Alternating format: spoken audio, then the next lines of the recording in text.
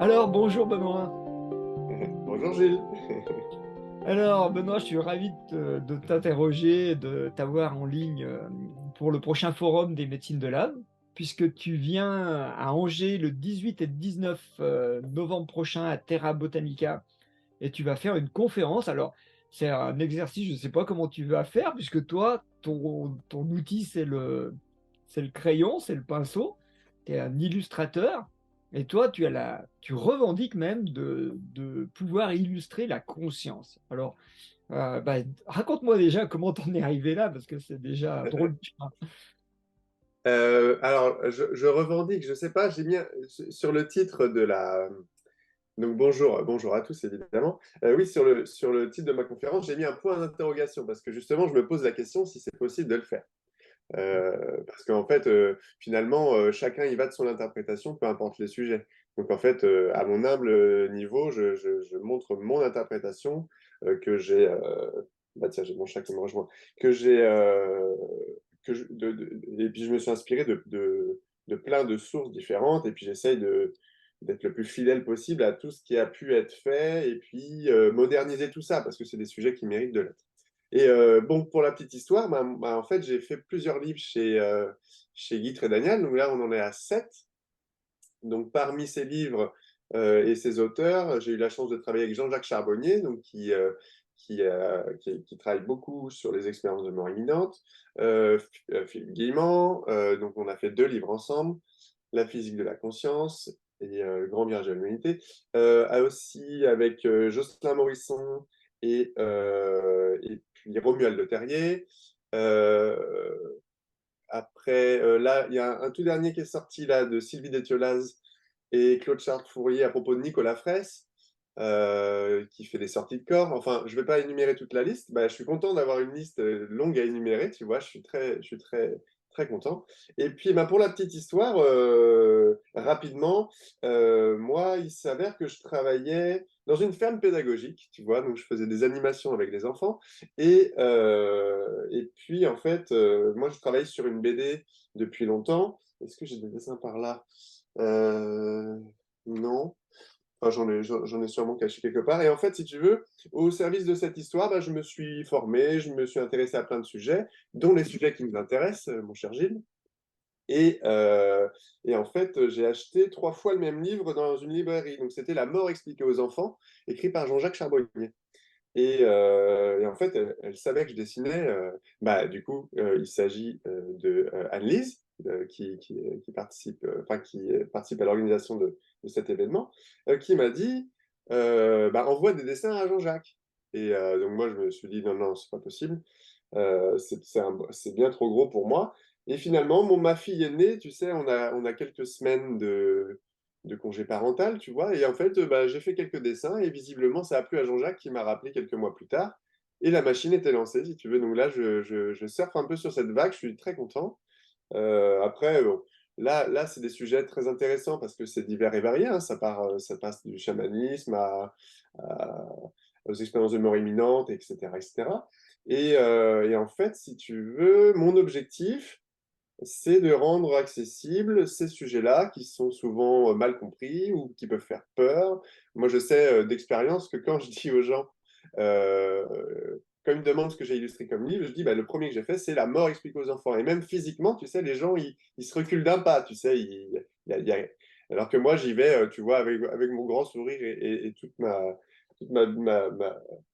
bon, ma curiosité, si tu veux. Et c'est assez intriguant. Donc, bon, bah, écoute, je suis sur cette ligne-là pour l'instant. Peut-être que je ferai autre chose à un moment, mais en tout cas, je suis Ouais. ravi de participer à ce forum.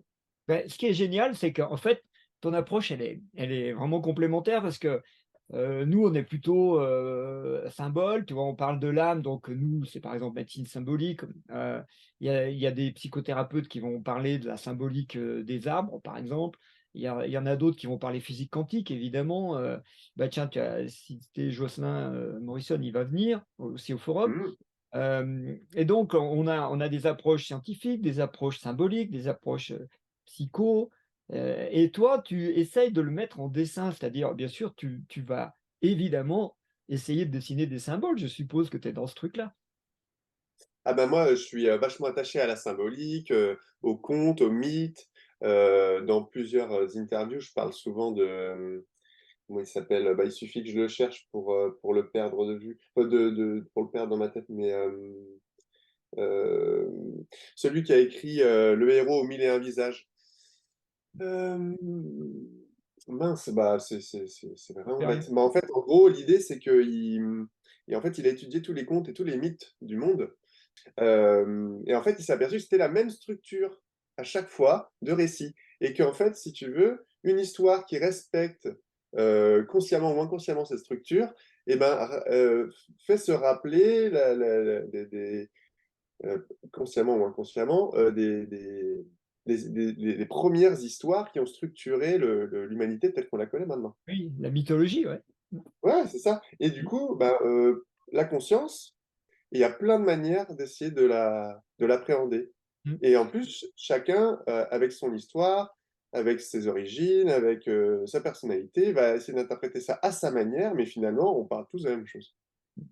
D'ailleurs, ça me fait rire parce que en fait, je te vois et là, j'ai un plan où je vois derrière toi une personne, une photo, je suppose, du d'une personne, et forcément, je peux pas m'empêcher de voir en toi, bah, un symbole avec ton sweat, avec ta barbe, ta coupe de cheveux et puis derrière un autre symbole et tu vois, on peut pas s'empêcher de voir le symbole dans toute chose.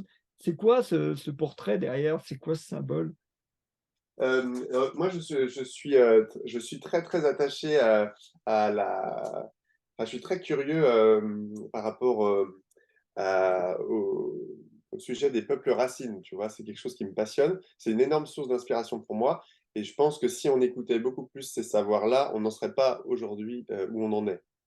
Tu vois? Genre, ça, c'est quelque chose dont je suis persuadé, et en fait, ce sont pour moi les gardiens entre le monde occidental et le monde, sauvage, quoi, tu vois? Mais sauvage dans le bon sens du terme et donc cette dame, au début, je croyais que c'était un homme, mais en fait, c'est une femme et en fait, elle appartient bah, aux Maasai, quoi, tu vois? Et moi, les Maasai, c'est vraiment, un peuple que je connais très bien parce que je connais très bien Xavier Perron qui est, anthropologue spécialisé, chez les Maasai. Donc en fait, il m'a expliqué énormément de choses, à ce sujet-là.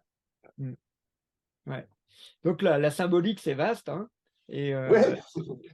tu vas chercher, ce qui me fait un peu, ce qui est étonnant chez toi, c'est que tu vas chercher aussi bien la symbolique des Masaï, par exemple, des peuples racines, comme tu dis. C'est un peu le truc de Josselin aussi et puis tu vas Ouais, aller travailler avec un Philippe Guillemant qui parle de la physique quantique et du futur lumineux et tu fais et le grand écart là.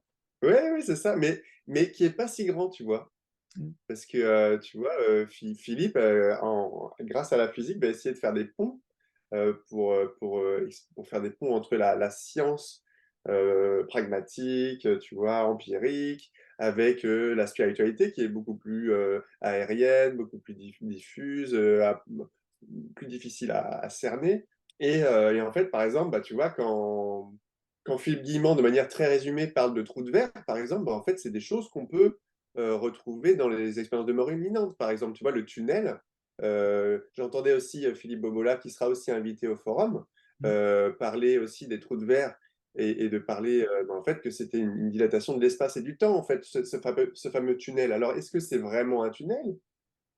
Parce on le perçoit comme ça, tu vois? Ou alors est-ce que c'est une projection de l'espace et du temps? Enfin, tu vois, c'est super, moi, en fait, ça soulève plein de questions qui ont pas forcément de réponse et alors qu'est-ce que ça implique dans notre vie de tous les jours? Qu'est-ce qu'on en fait de tout ça? Moi, j'essaie d'en tirer quelque chose de positif et de le partager, tu vois?